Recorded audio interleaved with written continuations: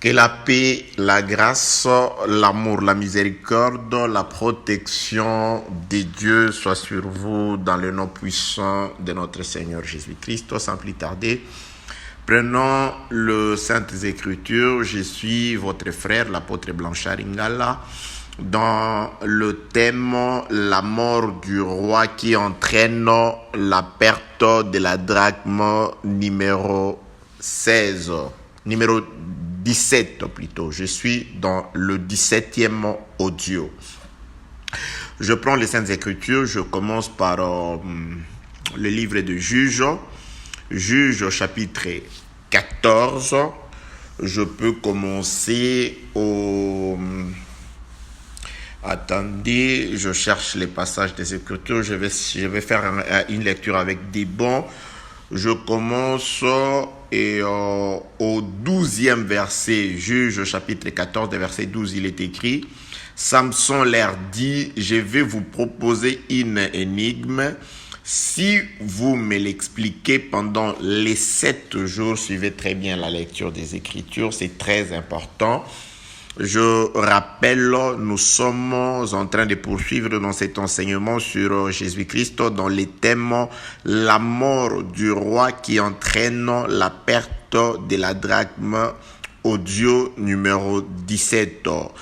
Juge chapitre 14, le verset 12, il est écrit « Samson leur dit, je vais vous proposer une énigme. Si vous me l'expliquez pendant le 7 jours du festin, et si vous la découvrez, je vous donnerai 30 chemises et 30 vêtements de réchange.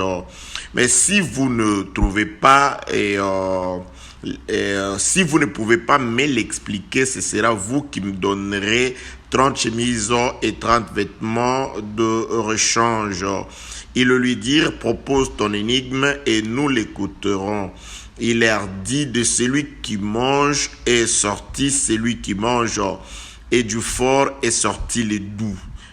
Pendant 3 jours, ils ne purent expliquer l'énigme. Je saute, j'atterris au numéro 15, au verset 15 plutôt, Juges chapitre 14, le verset 15 où il est écrit « Le 7e jour, ils dirent à la femme de Samson, persuade à ton mari de nous expliquer l'énigme. Sinon, nous te brûlerons, toi et la maison de ton père. C'est pour nous dépouiller que vous nous avez invités, n'est-ce pas? » La femme de Samson pleurait auprès de lui et disait, « Tu n'as pour moi que de la haine et tu ne m'aimes pas. Tu as proposé une énigme aux enfants de mon peuple et tu ne me l'as point expliqué. » Et il lui répondait, « Je ne l'ai expliqué ni à mon père ni à ma mère. Est-ce à toi que je l'expliquerai? » Elle pleura auprès de lui pendant, suivez très bien le verset 17, c'est une des clés dans ce que nous allons dire aujourd'hui, si Dieu nous conduit selon que nous l'avons préparé.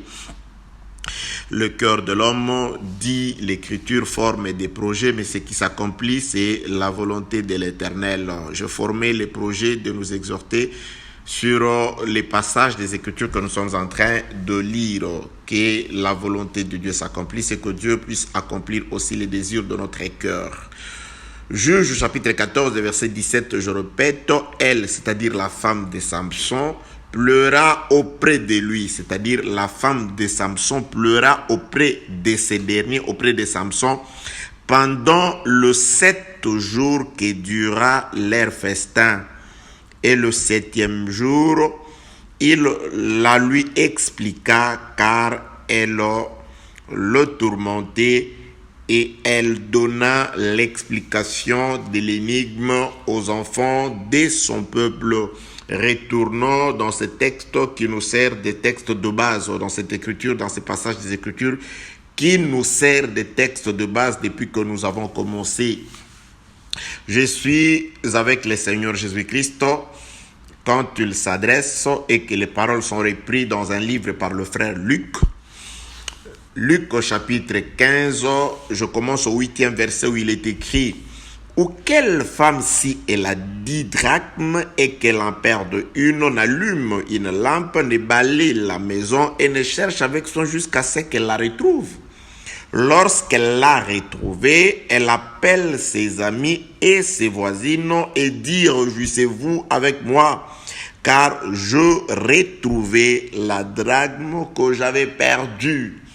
Bien-aimés dans le Seigneur, une fois de plus, à vous mes frères qui aimez la parole, à vous le bien-aimé pour qui la parole est salutaire, à vous mes frères et sœurs habitant au pays de la Chine, plus précisément à mes frères qui sont avec moi ici dans la ville de Guangzhou, que la paix, la grâce, l'amour, la protection, la guérison, la restauration, l'élévation, l'assistance à tous vos besoins soit votre partage dans le nom puissant de notre Seigneur Jésus-Christ. Le désir de mon cœur est que la paix de Dieu qui dépasse toute intelligence puisse garder vos cœurs en Jésus-Christ. Le désir le plus brûlant de mon cœur est que c'est Seigneur qui a dit: je vous laisse ma paix, je vous donne ma paix. Cette paix que je vous donne comme pas le monde la donne. Que cette paix puisse aussi être votre partage dans le nom puissant de notre Seigneur Jésus-Christ. Que Dieu ait pitié de vous, que la grâce de Dieu surabonde sur vous, que l'amour de Dieu vous conduise, vous éclaire, vous perfectionne pour les grands jours du salut, dans le nom puissant de notre Seigneur Jésus-Christ. Bien-aimés, nous sommes en train depuis un temps de parler de Jésus-Christ, uniquement de Jésus-Christ. Oui, bien-aimés, nous ne pouvons parler que de Jésus-Christ. Il ne s'agit que de Jésus-Christ. Parce que dans les Écritures, il n'est question que de Jésus-Christ. Dans les Écritures, il n'y a du salut que dans le nom de Jésus-Christ. Aucun autre nom, dit le frère Pierre, ne nous a été donné sous le ciel par lequel nous puissions être sauvés. Il n'y a que le nom de notre Seigneur Jésus-Christ. Bien-aimé, pour ne pas vraiment... Parce que je voudrais ne pas prendre beaucoup de temps aujourd'hui. Ça, c'est le désir de mon cœur. C'est que je toujours dis. Et nous sommes en train de comprendre quelque chose. Une femme qui avait 10 pièces d'argent recherchée, je suis très content, ne vous en faites pas. Je sais que je suis en Chine très souvent. Il y a un décalage horaire qui nous sépare avec les gens avec le frère qui sont un peu partout, avec ceux qui sont du côté de l'Afrique centrale et australe, Afrique du Sud, je crois que c'est un décalage de 7 heures. Avec ceux qui sont vers l'ouest de l'Afrique, c'est un décalage qui varie de 5 heures, je crois, à 6 heures. Avec ceux qui sont en Europe, c'est un décalage de 7 heures, de 6 heures ou de 8 heures, ça dépend. À ceux qui sont du côté des États-Unis, il y a 2 États où nous avons un décalage de 14 heures. Donc, il n'y a pas de souci. Si vous nous contactez, que vous avez notre contact, vous appelez et qu'il arrive qu'on décroche pas, laissez le message. C'est peut-être que pendant que vous appelez, nous sommes soit en train de faire un service, la prière ou la prédication, ou en train de travailler ou de nous reposer. Donc, laissez un message. Dès que nous verrons votre message, par la grâce du Seigneur, nous nous efforcerons à pouvoir répondre dans la mesure du possible à votre requête. Donc, à vous qui nous appelez, à vous qui nous contactez pour avoir des audios, je crois que vous êtes satisfaits. Et il y a un problème jusque-là, le problème que nous allons vraiment résoudre. L'application que nous utilisons pour enregistrer et rend les messages trop lourds pour certaines personnes, surtout ceux qui utilisent le méga dans certains pays où le Wi-Fi est un peu difficile en tout cas. Et nous sommes vraiment désolés. Vous nous appelez, vous nous contactez pour nous dire que vous avez parfois des problèmes de téléchargement. Et en tout cas, je crois que je vais y travailler. Je suis en train de voir ce que nous allons faire par la grâce Seigneur, de manière à ce que nous puissions, à l'aide de certains de vous, nos bien-aimés dans les Seigneurs, que nous puissions voir comment est-ce qu'on peut vraiment pallier à cette situation vraiment, et je dirais c'est une situation désagréable vraiment parfois. Mais les audios sont disponibles. Sur cet enseignement, ils ne sont pas encore tous sur YouTube. Sur YouTube, il y a des enseignements, il y a des exhortations. Il suffit juste de taper Apôtre Blanchard Ingala. Et si vous avez les thèmes, tapez le thème. Si vous n'en avez pas, je crois que les sites, c'est proposera, et plutôt comment vous ferez une proposition sur les sujets plusieurs sujets, et ce sera à vous de pouvoir choisir. Que la paix, la grâce et la miséricorde de notre Dieu soient avec vous. Donc, une femme, disent les Écritures, c'est une illustration qui a été donnée par notre Seigneur Jésus-Christ. Une femme avait 10 pièces d'argent et elle en a perdu une. Ça, c'est la lecture. Lorsqu'elle a perdu une pièce sur 10, nous avons compris d'après les Écritures que une pièce sur 10 ou 1 sur 10, c'est ce qu'on appelle aussi fractionnellement une dîme. Donc, la pièce perdue représentait, sa valeur représentative était une dîme. Donc, c'était une dîme. La dîme, donc la femme a perdu sa dîme. Et quand elle a perdu sa dîme, c'est alors qu'elle a regardé, elle a consulté, elle a trouvé qu'il y avait une lampe qui était éteinte. Donc, si la femme a fait recours à une lampe, c'est qu'il faisait noir dans la pièce. Donc, elle était dans le noir. Elle était assise dans le ténèbre. N'eût été la perte de cette pièce, donc elle ne se soucierait pas de chercher une lampe. Et quand elle a cherché la lampe, elle l'a allumée. Donc, les Écritures parlent qu'elle alluma une lampe. C'est pourquoi, dans les soucis de comprendre la pensée cachée de Dieu à travers ce qui est écrit, nous avons compris que si cette femme vivait dans une maison où il faisait noir, avec une lampe qui était éteinte, c'est que forcément cette lampe a été éteinte. Et dans les Écritures, nous avons voulu comprendre qu'est-ce qui peut éteindre une lampe. Nous sommes allés dans les Écritures toujours, où les hommes de David nous expliquent que la mort du roi entraîne l'extinction d'une lampe dans une nation. Donc, après que David soit secouru dans une bataille par Abishai, ces hommes ont résolu de laisser David dans le palais. David, tu ne sortiras plus avec nous dans le champ de bataille, car ta mort éteindra la lampe d'Israël. C'est là où nous avons compris que la mort du roi équivaut à l'extinction d'une lampe dans une nation. Et pour faire asseoir ces choses dans les temps, nous avons compris que le premier roi que Dieu a établi sur la terre, c'était Adam. Donc, la désobéissance d'Adam qui a entraîné la mort, selon les paroles de Dieu, le jour où tu mangeras de ses fruits, tu mourras. Donc, la mort d'Adam dans les champs de bataille face à l'attaque ou aux attaques du serpent, parce que Adam a été combattu par les serpents. Le serpent a fait une conquête sur Adam, il a vaincu et il a régné sur Adam, il a dominé sur Adam. C'est pourquoi, donc, depuis ces jours-là, une lampe s'était éteinte. La mort spirituelle d'Adam, la désobéissance d'Adam égale l'extinction d'une lampe. Donc, par la désobéissance d'Adam, une lampe s'était éteinte. Et là, le ténèbre a régné sur toute la terre. Les ténèbres a régné sur toute la terre. C'est pourquoi Jésus-Christ représente ces choses par rapport à ce qu'il a dit dans cette illustration. Il dit une femme qui a 10 pièces d'argent, qui ne se soucie pas de son état ni de l'état de la maison. Et lorsqu'elle perd une pièce d'argent qui représente la dîme, c'est alors qu'elle va prendre la lampe. Nous allons comprendre que la lampe qui était là, qui éclairait, qui illuminait, parce qu'avant le péché, Adam était une lampe qui éclairait. Adam dominait. Adam régnait. Adam gardait et cultivait le champ.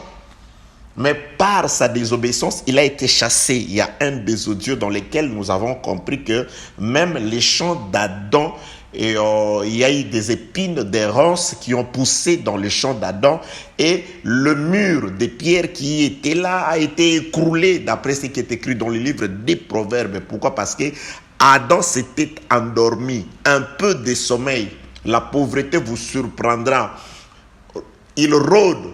Donc, c'est-à-dire comme un rôdeur. Donc, c'est-à-dire Adam s'est endormi. Car le sommeil, selon Jésus-Christ, c'est aussi la mort. Donc, par la mort d'Adam, donc il s'est endormi. C'est pourquoi les ronces et les épines ont poussé dans les champs. Et le mur de pierre qui était là s'est écroulé. Donc, nous avons compris, d'après ce qui est écrit dans le livre des Cantiques, et parlant du mur, on parle d'une femme. La femme de Salomon, donc la femme comme étant le mur de pierre par la désobéissance d'Adam, le mur s'est écroulé. Les pierres qui composaient les murs ont été éparpillées afin que s'accomplisse ce qui est écrit dans le livre d'Ecclésiaste chapitre 3. Il y a un temps pour lancer les pierres, pour disperser les pierres, et il y a un temps pour ramasser les pierres. C'est pourquoi Jésus-Christ, quand il vient pour montrer qu'il vient ramasser les pierres, il s'adresse aux Juifs leur disant, si vous ne chantez pas, si vous ne louez pas, Dieu peut susciter de ces pierres. Il présente le pierre, une postérité pour comme Abraham. Donc, c'est-à-dire, Jésus-Christ identifie la postérité, la véritable postérité d'Abraham aux pierres. La Bible déclare son fils d'Abraham, ceux qui ont la foi d'Abraham. Donc, aujourd'hui, par la foi égale à celle d'Abraham, nous qui étions des pierres éparpillées, nous qui étions ces murs de pierres qui a été renversé, qui s'était écroulé par les sommeils d'Adam, nous voici aujourd'hui récupérés. Le mur a été reconstruit par la mort de Jésus-Christ, parce qu'il a dit, détruisez le mur ou détruisez ce temple, moi je le rebâtirai. Donc il a rebâti les murs. C'est pourquoi le frère Pierre dit, vous aussi comme des pierres, approchez afin que nous puissions ensemble construire l'édifice spirituel de Dieu. Nous sommes des pierres. Nous avons été écroulés par les sommeils d'un seul, par la désobéissance, par la mort d'un seul. Le croulement des pierres et le fait que les ronces et les épines ont poussé, c'est pourquoi Jésus-Christ doit venir et qu'on doit prendre les épines et le placer sur sa tête. Donc il est venu, il est celui qui est venu sarcler les champs. Il est celui qui est venu prendre les épines qui piquaient, qui nous faisaient mal. Il les a portées sur lui. Les châtiments qui nous accordent la paix aujourd'hui est tombé sur le Seigneur Jésus-Christ. Que la paix, la grâce et la miséricorde de notre Dieu soient avec vous. Nous avons toujours tenu à faire un résumé, bien-aimé dans le Seigneur, parce que tout le monde ne reçoit pas tous les audios à la fois. Donc, parfois, pour certains qui ont déjà écouté ces choses, ces répétitions, parfois, peuvent vous faire manquer de patience. Soyez patients, car la parole est tout le monde, donc est pour tout le monde, parce que la preuve en est que nous recevons des appels, nous recevons des messages, des gens qui nous disent « J'ai écouté votre enseignement dans un tel groupe, c'est pourquoi je voudrais que vous me donniez, je voudrais entrer en contact ou recevoir les audios précédents. » Donc, n'eût été que chaque audio, quoique faisant partie d'un enseignement, est une prédication totale, donc il serait difficile à celui qui ne tombe que sur un seul audio puisse trouver attrayant ce que nous sommes en train de dire. Que la paix, la grâce et la miséricorde de notre Dieu soient avec vous, bien-aimés, dans les Seigneurs. Donc, par les sommeils d'Adam, le mur s'est écroulé. Donc, par les sommeils d'Adam, les épines ont poussé sur la terre. Par les sommeils d'Adam, une lampe s'est éteinte et les ténèbres a régné sur toute la surface de la terre, sur toute la créature. C'est pourquoi Jésus-Christ est en train de donner cette illustration à travers la maison de cette femme. Cette femme a 10 pièces. Lorsqu'elle elle va perdre une seule pièce sur 10, c'est-à-dire ce qui représente la dîme. C'est pourquoi nous avons dit Jésus-Christ était la dîme de Dieu dans les champs de l'homme. Parce que l'homme Israël, dans son champ, avait droit à 9 sur 10 et une 10e partie qu'on appelait la dîme était le droit de l'Éternel. Donc, dans le champ, lorsqu'on cultivait ou lorsqu'on avait ses bétails, on savait que sur 10 bétails, sur 10 animaux, un animal était pour l'Éternel. Dans mon champ, je dois toujours savoir faire la division, diviser les champs par 10. La 10e partie qui représente la dîme était la part de l'Éternel, quoique dans le champ de l'homme. Au moment opportun, lorsque les champs atteignaient la maturité, l'homme recevait le champ, la part de l'Éternel dans son champ et il le remettait à l'Éternel. L'Éternel Dieu dit: c'est qu'on me donnera, la dîme qu'on me donnera, je la donnerai à Lévi. Donc, la dîme, on ne la donnait pas directement à Lévi, mais on la donnait à l'Éternel, et c'est l'Éternel qui donnait, qui remettait la dîme à Lévi. C'est pourquoi Jésus-Christ, comme étant la part de Dieu parmi les hommes, Dieu l'a confirmé dans le Jourdain: celui-ci est mon fils bien-aimé. Donc, au moment opportun, il fallait que les hommes puissent prendre Jésus-Christ, le remettre à Dieu par la mort.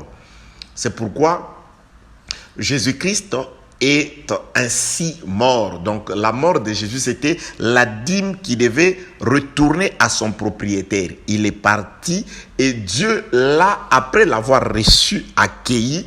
Dieu a agréé la dîme donnée par les hommes et Dieu devait maintenant retourner cette dîme, pas à tout le monde, mais à une catégorie de gens nommés Lévi. Pour la simple raison, Dieu dit: je vous donnerai la dîme parce que vous n'aurez pas de part parmi tout le peuple, parmi les enfants d'Israël. Donc, en quelque sorte, déjà dans l'ombre, Lévi, la tribu de Lévi, toute cette tribu représentait des pèlerins, des gens qui n'avaient pas de droits, des gens qui n'avaient pas de part parmi les enfants d'Israël. C'est ce que nous sommes spirituellement aujourd'hui.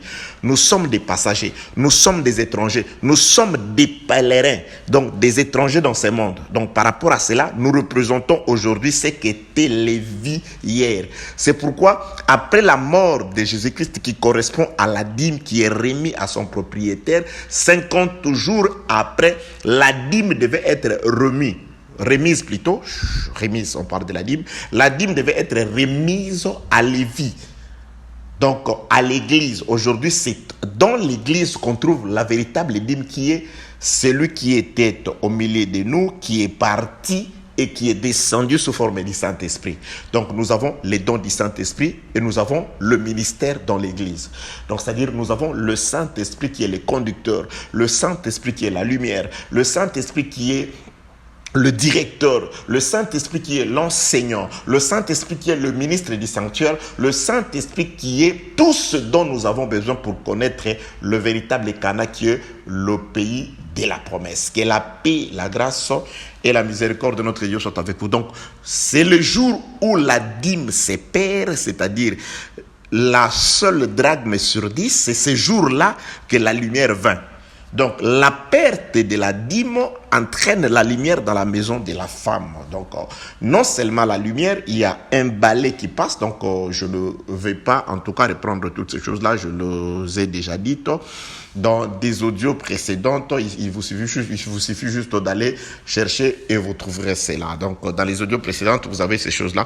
La mort de Jésus-Christ qui correspond à la perte de la dîme, à la perte plutôt de la drachme sur 10, cette mort-là entraîne dans la maison, la mort entraîne la lumière et la mort entraîne l'assainissement de la maison, la propreté de la maison.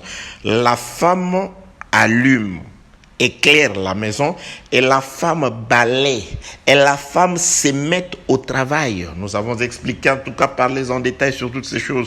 Quand est-ce que Dieu est descendu pour travailler? Dieu est descendu pour travailler parce que le frère Paul s'adressant à Timothée, 2 Timothée chapitre 2 à partir du verset, je crois 18, vous descendez jusqu'au verset 20, il dit: si les laboureurs ne travaillent pas, ils ne mangent pas.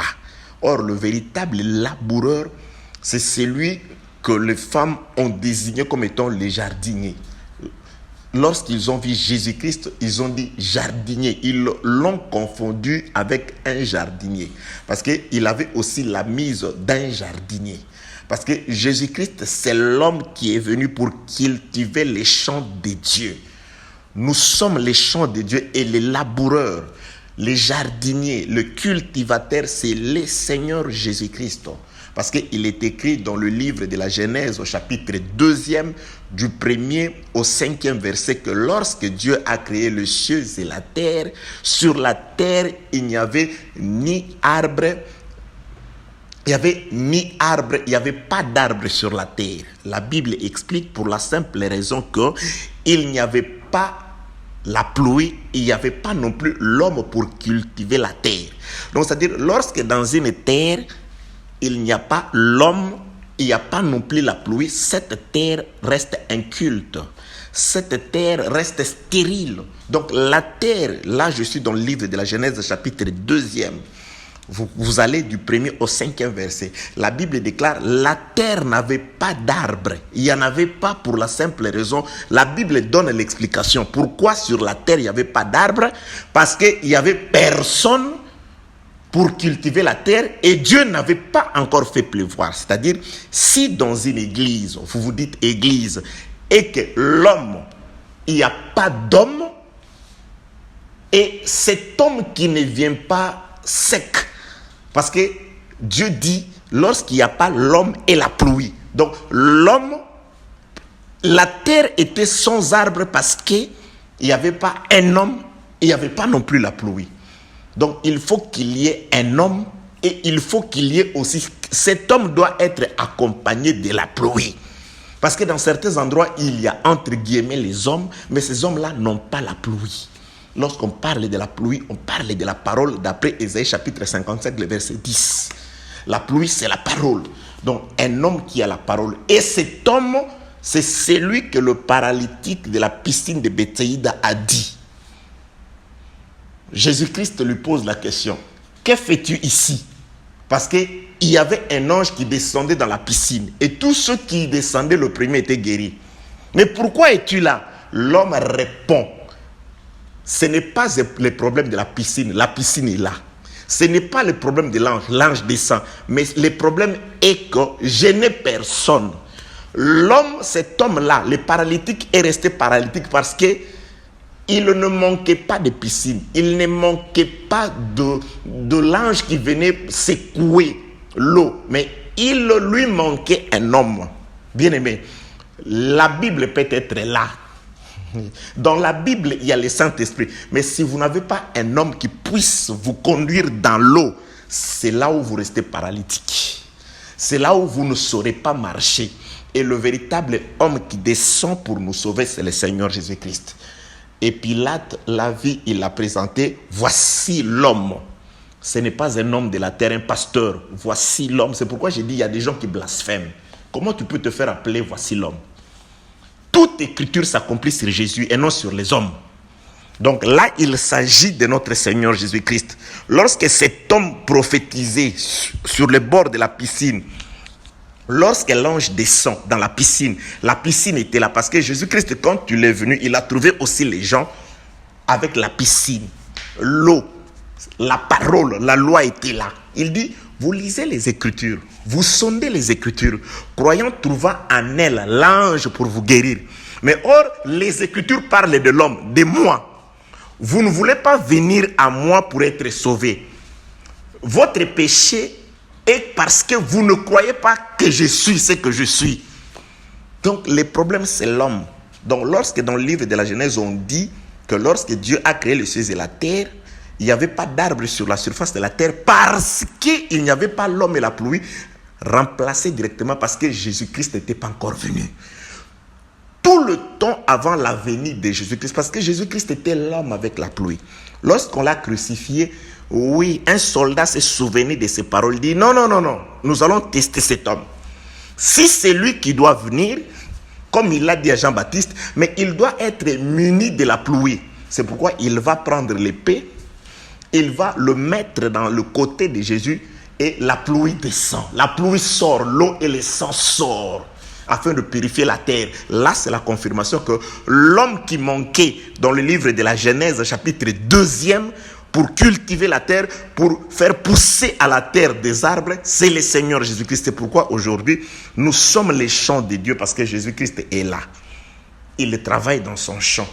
Il utilise des serviteurs, mais il est présent dans nos champs. Que la paix, la grâce et la miséricorde de notre Dieu soient avec vous. Oui, vous aimez la révélation. Bien-aimés dans le Seigneur, voilà, cette femme-là, je regarde, je consulte les temps. Cette femme-là avait dans sa maison, pendant qu'elle a toutes ses pièces, tout son argent au complet, il y a une lampe éteinte, il y a une balai inutilisable et il y a la saleté dans la maison. Et il y a aussi le ténèbre dans la maison. Mais la perte, nous avons compris qu'elle dit la dîme, qui est la mort de notre Seigneur Jésus-Christ, entraîne la propriété dans la maison, entraîne la lumière, et la lumière, la propriété de la maison. Et la femme se met au travail. Elle commence à travailler. Et quand elle travaille, c'est ce que je viens d'expliquer par rapport au laboureur qui doit manger s'il ne travaille pas. C'est pourquoi Dieu devait descendre lui-même pour venir cultiver son champ pour manger. Qu'est-ce qu'il mange aujourd'hui? Nous sommes devenus un sacrifice aujourd'hui. Selon qu'il est écrit dans le livre de Romains chapitre 12, le verset 1er.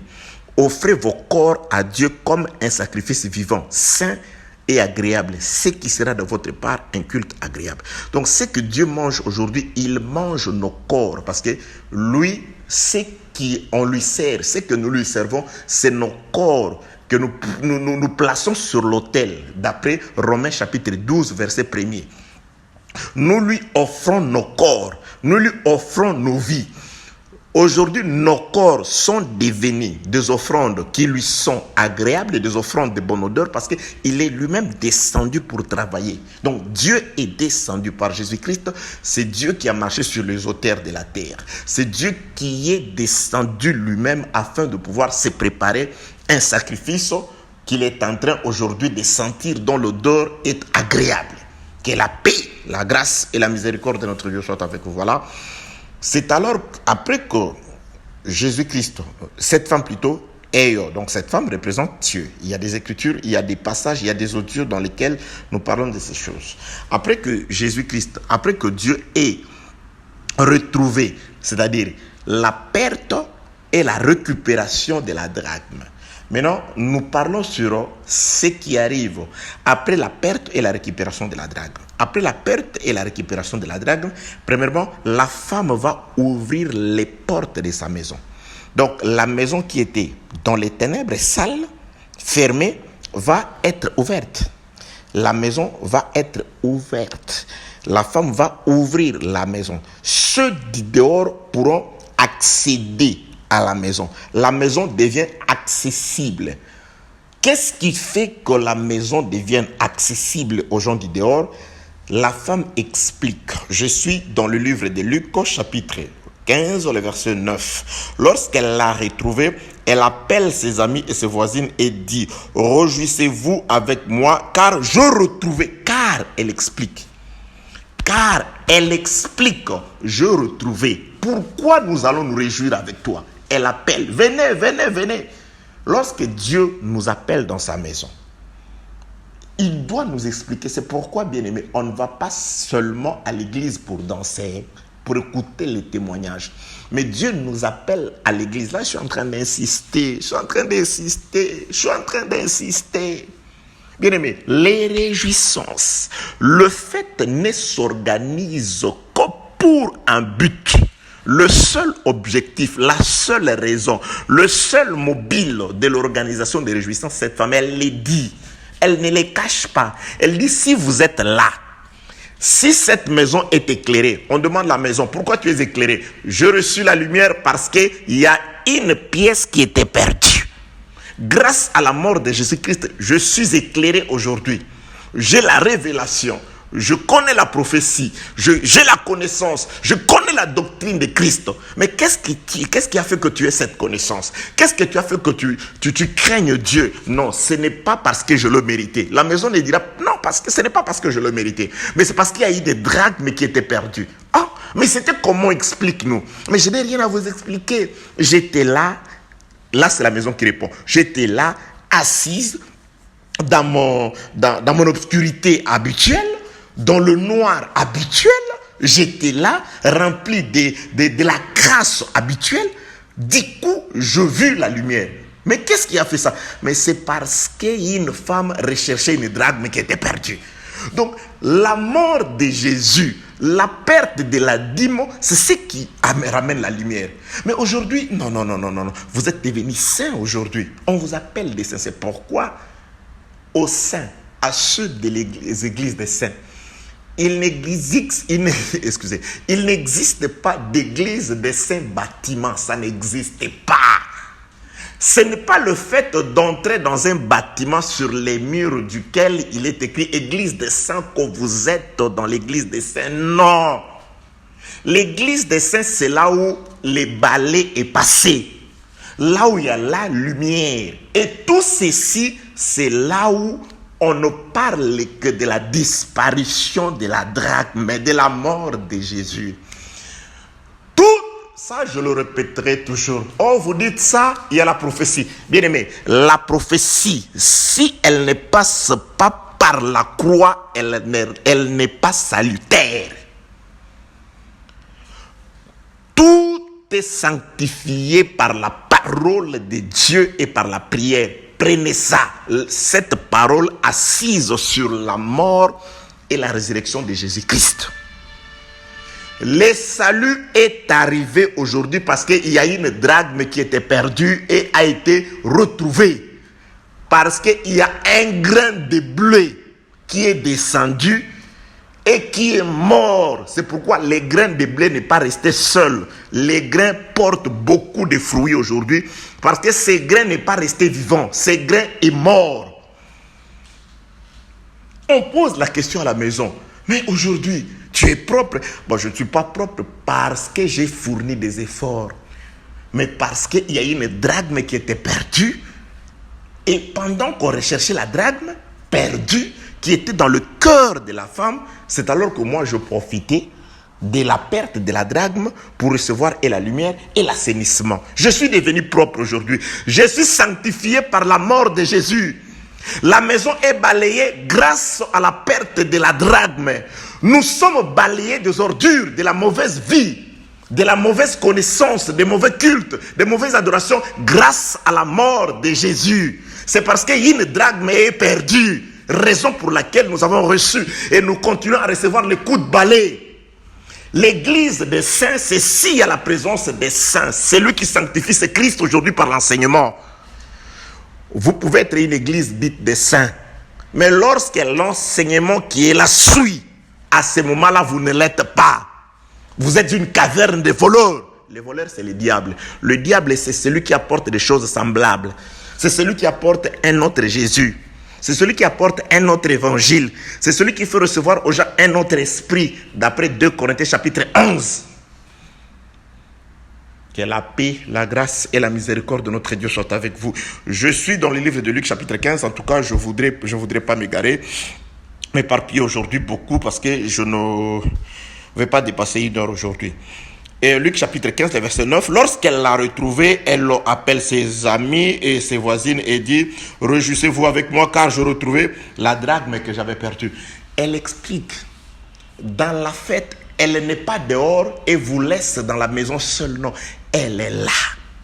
Bien aimé, depuis que la drachme, suivez-moi très bien, alléluia, depuis que la drachme a été perdue et qu'elle a été ouverte, comme retrouvée, la perte et la récupération de la drachme a entraîné l'ouverture des portes et a introduit ceux du dehors. Ceux qui sont venus du dehors pour entrer dans la maison ont trouvé 1. La maison déjà éclairée. 2. La maison déjà balayée. Il n'y a personne de tous ceux qui viennent dehors, qui viennent encore avec, je ne sais pas, des allumettes pour rallumer une lampe qui est déjà éclairée. Non, vous entrez dans une fête comme invité. Bien aimé, tout le monde, à part Jésus, nous sommes des invités dans la fête. Les apôtres sont des invités. Et si les apôtres sont des invités, à combien de forte raison toi? Et tu vas dans un coin, tu dis c'est moi qui ai. Tu n'es rien. Nous avons tous été invités par la femme. Et lorsque nous arrivons dans la fête, on ne nous présente qu'une drachme. Il y en avait 10. Je vais expliquer si Dieu me donne le temps. Pourquoi on ne parle pas de 9? On ne parle que de 10. Pourquoi on ne parle que de la 10e partie? Mais il ne s'agit ici que de la dîme, parce que c'est la part de l'Éternel dans les champs de l'homme. On ne parle que de... Mais vous parlez, vous dites que vous en avez 10. Mais pourquoi vous n'organisez les fêtes, la fête, les réjouissances que pour une seule pièce? Oui, parce que c'est la pièce la plus importante. Je donnerai un détail sur ça, ne vous en faites pas. Continuez toujours à suivre les audios. On ne présente qu'une seule pièce.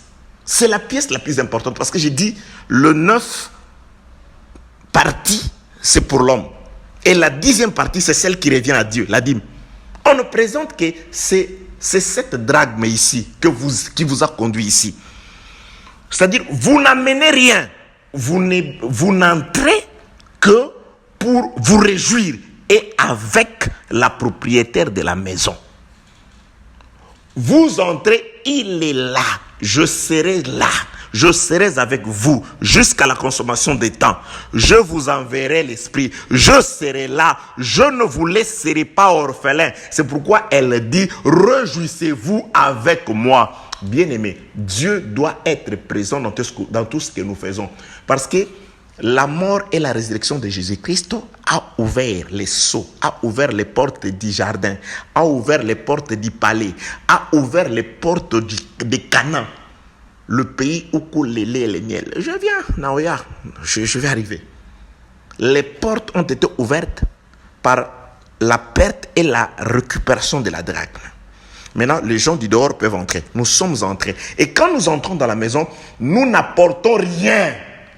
Nulle part on écrit que pendant la fête, la lampe s'était éteinte afin que l'un de ceux qui sont venus du dehors puisse rallumer la lampe. Ça ne s'éteint pas parce que celui qui veille sur la lampe est là. Elle dit, réjouissez-vous avec moi. C'est-à-dire la maison est à elle. Elle est là.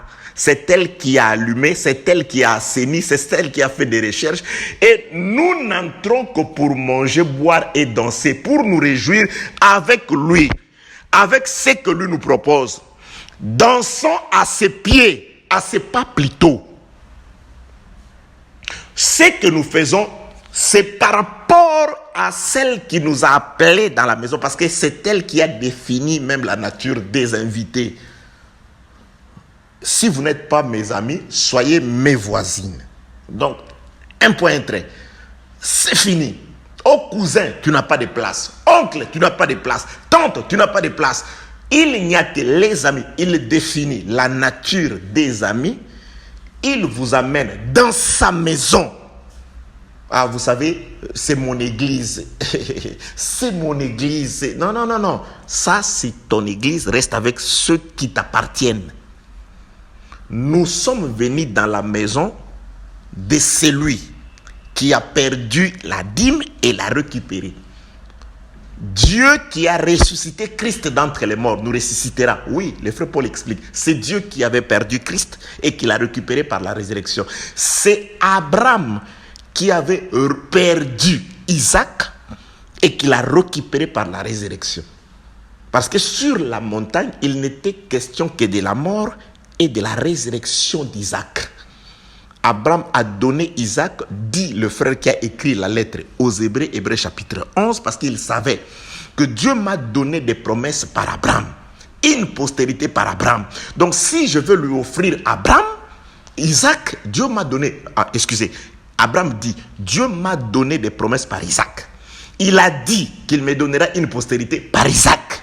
Maintenant, il me demande Isaac, non, je le retrouverai même par une sorte de résurrection. Donc, Abraham avait déjà la notion de la résurrection. Là, c'est le frère qui a écrit la lettre aux Hébreux, Hébreux chapitre 11. Il dit qu'Abraham ne se souciait pas. Ce n'est pas ce que je vis dans un film lorsque j'étais encore jeune et que je regardais le film. Jeune, hein? Je parle de jeune. Abraham était frustré. Il était dépassé. Il n'en revenait pas, il voulait parler. Il était très triste. Non, les frères aux Hébreux disent qu'Abraham ne s'était pas inquiété. Parce qu'Abraham comprenait que Dieu promet tout ce qu'il... Dieu accomplit tout ce qu'il promet. C'est pourquoi je t'ai dit, quelle que soit la difficulté qui t'arrive, quel que soit le moment dur que tu es en train de traverser, qu'est-ce que Dieu t'a dit? Il a dit, si tu crois, tu verras la gloire de Dieu. Il a dit, si tu demandes, il répondra. Il a dit, si tu cherches, tu trouveras. Il a dit, si tu frappes, il va ouvrir. Tiens-toi aux promesses de Dieu. Abraham savait que je ne dois pas être triste. Dieu va faire quelque chose. Il dit, Dieu m'a promis une postérité par Isaac. Maintenant, il me demande Isaac. Donc, je le retrouverai par la résurrection. C'est pourquoi Dieu dit à Abraham, Abraham, je sais maintenant que tu m'aimes parce que tu ne m'as pas refusé ton fils unique. Donc Abraham avait vraiment accordé son fils à Dieu et il l'a récupéré par la résurrection. Bien aimé, Abraham a eu confiance à ce que Dieu lui avait dit avant. Qu'est-ce que Dieu t'avait dit? Que tu mourrais dans cet état-là? Qu'est-ce que Dieu t'a dit? Que tu vas continuer à souffrir? Oui, si Dieu te dit ça, tu vas continuer à souffrir, mais il ne t'a pas dit ça. Dieu est amour. Dieu m'a dit de vous annoncer les bontés de Dieu. Oui, ça Dieu m'a dit. Il m'envoie t'annoncer ses bontés. Il est bon, il est miséricordieux, il est compatissant. C'est un Père clément, rempli d'amour et de miséricorde. Il veut te faire du bien. C'est pourquoi Jacques dit, dans le livre de Jacques chapitre 4, approchez-vous de Dieu, il s'approchera de vous. Ça, c'est un prophète qui te dit ça. C'est un homme inspiré. Il sait que lorsque vous vous approchez de Dieu, obligatoirement, Dieu s'approchera de vous. Mais Dieu est amour, Dieu est lumière. Dieu, par Jésus-Christ, s'est fait pauvre pour t'enrichir. Premièrement, en bonnes œuvres. Ensuite, pour t'assister. Car le frère Pierre, quand il a utilisé cette écriture, c'était par rapport au matériel. De riche qu'il était, il s'est fait pauvre pour t'enrichir. Oui, dans le livre de Corinthe, 2 Corinthiens, lorsqu'il fait allusion à cette écriture, c'était par rapport aux collectes, c'était par rapport aux données, c'était par rapport au matériel. Dieu t'assistera au nom de Jésus. Voilà la foi d'Abraham que je veux te transmettre. Ça, c'est la foi d'Abraham que je veux te transmettre. Oui, Dieu lui a dit, en Isaac, je multiplierai ta postérité. En Isaac, tu auras une postérité. Après, Dieu lui demande Isaac. Les difficultés arrivent. La Bible déclare, Abraham ne s'était pas soucié. Il dit, Dieu m'a promis quelque chose. Malgré qu'il me demande Isaac, malgré la souffrance, malgré le corona, le Covid, malgré toutes les difficultés que le monde est en train de traverser, je te dis, crois et tu verras la gloire de Dieu. Attache-toi à Dieu. Accroche-toi à ses promesses. Alléluia. Il est merveilleux. Dieu est merveilleux. Dieu m'a dit de t'annoncer les bontés de Dieu, ses bontés. Il est bon. C'est un Père clément. C'est un Père miséricordieux. Un Père, un Papa rempli d'amour. Il dit, si par Jésus-Christ, Dieu dit, si vos papas dans la chair, qui vous remettent le pain à la place du pain que vous leur demandez, s'ils ne vous donnent pas la pierre à la place du pain que vous leur demandez, si vos pères dans la chair, aussi méchants qu'ils sont, ils savent vous donner, ils ne vous donnent pas le serpent à la place du poisson que vous leur demandez, ils ne vous donnent pas les scorpions à la place de l'œuf que vous leur demandez, aussi méchants qu'ils soient, vos pères quant à la chair, ils savent vous donner de bonnes choses. Combien à plus forte raison c'est Dieu bon, qui a aimé le monde et qui a donné ce qu'il avait de précieux. Jésus-Christ, considère les bontés de Dieu, considère l'amour de Dieu à travers ceux qui nous ont précédés. Jésus-Christ est le même hier, aujourd'hui et éternellement. Il y a des gens qui se sont approchés de lui, qui ont répandu leur cœur, qui ont pleuré et ils ont vu la main de Dieu. Alléluia. Je regarde le temps. Bien-aimés dans le Seigneur. Donc, nous sommes dans les réjouissances. Vous savez, la femme ouvre la porte pour expliquer aux gens ce qui s'était passé. Venez vous réjouir avec moi. Pourquoi? Parce qu'il y a une drachme qui était perdue et que je découvrais, que je récupérais. Je perdis une pièce. Je l'ai retrouvée. Réjouissez avec moi pour cette pièce-là. C'est-à-dire, quand on danse, on chante, on danse, on chante. Mais pourquoi dansez-vous? Pourquoi chantez-vous? On présente, voilà, cette pièce-là, mais c'est une pièce ordinaire. Non. Ça, ce n'est pas une seule pièce ordinaire. C'est la seule pièce de 10 qui a disparu et qui a été retrouvée. En bon, oui, c'est la seule pièce. Il n'y a qu'une seule pièce, bien aimé, sur les 10. Il n'y en a qu'une seule. Il n'y a qu'un seul homme qui est mort et qui est ressuscité et qui est revenu à la vie. Jésus-Christ, pour nous annoncer les bontés de Dieu. J'ai dit, Jésus est le seul dont la parole, on ne peut pas douter de sa parole parce qu'il était avec nous, il est parti chez les morts, il a vécu, il a vu, il a palpé, il est revenu. Nous lui faisons confiance. Nous savons que tout ce qu'il va nous dire sur ce qui se passe après cette vie, c'est la vérité parce qu'il y a été. C'est comme les espions, ils ont été au désert, ils sont allés à Jéricho dans le territoire de Canaan, ils sont retournés avec le plan, comment entrer, qu'est-ce qui se passe là-bas. On doit écouter les espions parce qu'ils ont été de ces côtés, ils sont allés là-bas et ils sont revenus. On doit les écouter, les 2 espions de Josué. On doit les écouter. Jésus-Christ est le seul. Il est allé, il a travaillé, il a prêché là-bas. Il connaît ce qui se passe après la vie. Et il vient nous dire, après la vie, pour tous ceux qui craindront Dieu, qui s'accrocheront à Dieu, ce sera une vie de joie. Je crois à tes paroles, Jésus. Amen. Ce sera une vie éternelle. Je crois à tes paroles. Amen. Et il dit, travaillez pour cette vie-là. Travaillez pour ce qui demeure éternel. Dans les réjouissances de la femme, on ne présente qu'une seule pièce. La drachme perdue et qui a été retrouvée. Voilà. Nous sommes ici parce qu'il y a une drachme qui était perdue et qui est retrouvée. Bien aimé, on ne parle que de la drachme. Pendant la fête, on ne parle que de la drachme. Oui, la lecture des Écritures que je nous avais faite avant, de Juge chapitre 14. Qu'est-ce qui s'est passé? Je vais dire ceci. Je suis dans le livre de Juge chapitre 14, de verset 17. Elle, c'est-à-dire la femme de Samson, pleura auprès de lui pendant les 7 jours que dura le festin. Et le 7e jour, il la lui expliqua, car elle l'a tourmenté et elle donna l'explication de l'énigme aux enfants de son peuple. Bien-aimé, Samson est arrivé, à cause de la femme, il a organisé un festin pendant 7 jours. Un festin qui va durer 7 jours.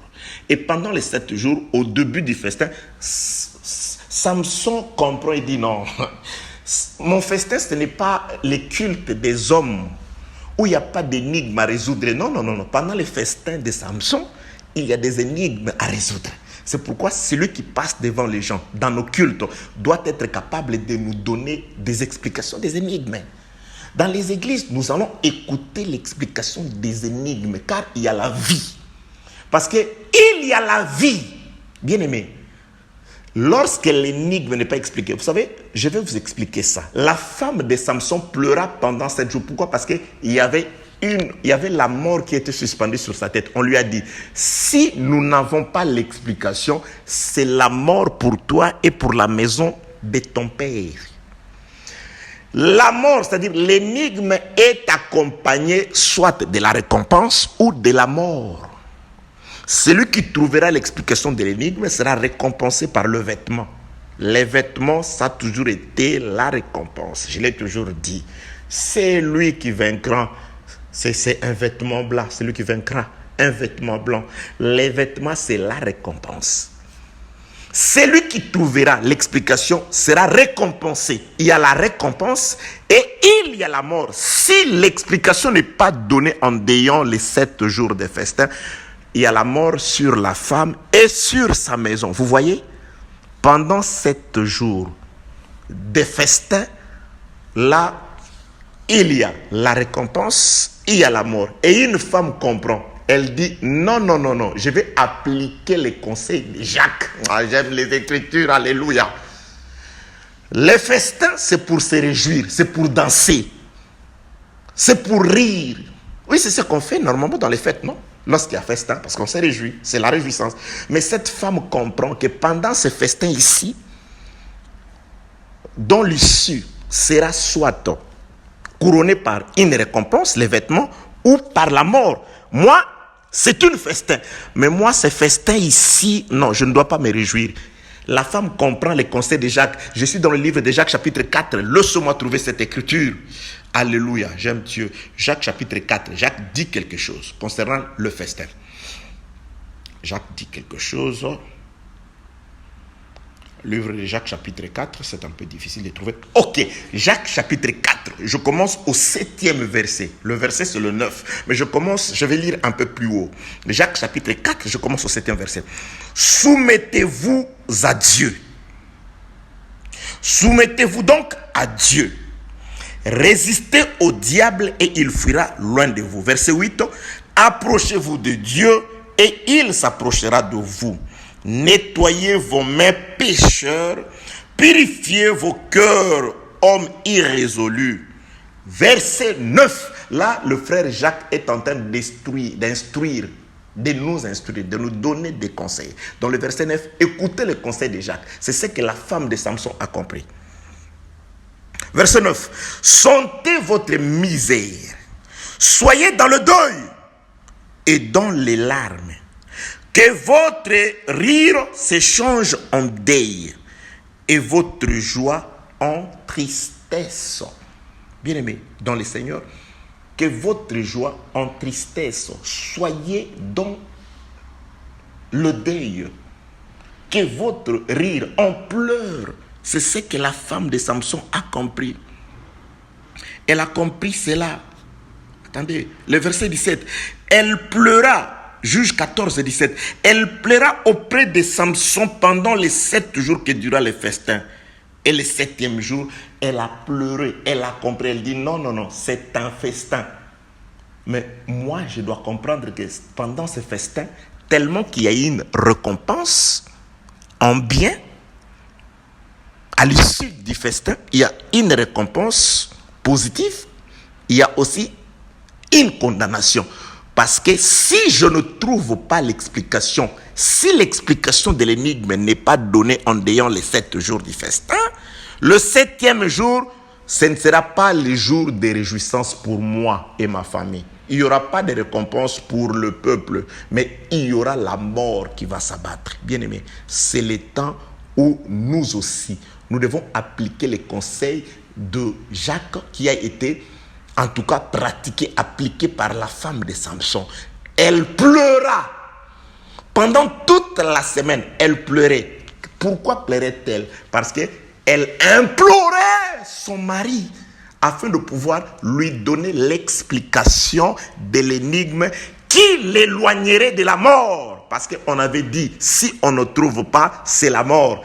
La mort! Pour éviter la mort, l'explication doit être donnée. Pour recevoir l'explication, la femme a compris que pendant le festin, moi, je dois changer les rires en pleurs. Je dois considérer la misère de ma vie. Je dois rentrer dans la maison de deuil, mais dans les festins. Oui, Jésus-Christ est mort, il est ressuscité. Ce sont des festins. Nous chantons et nous dansons. Mais tellement que dans les festins, on parle aussi de la disparition de la drachme, qui parle de la mort, et on parle aussi de sa résurrection, qui parle aussi de sa résurrection, plutôt de la récupération, qui parle de la résurrection. Il y a la mort là-bas. Nous sommes dans la maison des festins, mais dans le deuil, je l'expliquerai cette partie par rapport à Absalom et David. C'est là où je vais introduire sur la guerre d'Absalom et de David. Mais retenez que c'est un sentiment compliqué. On parle de festin, mais elle pleure.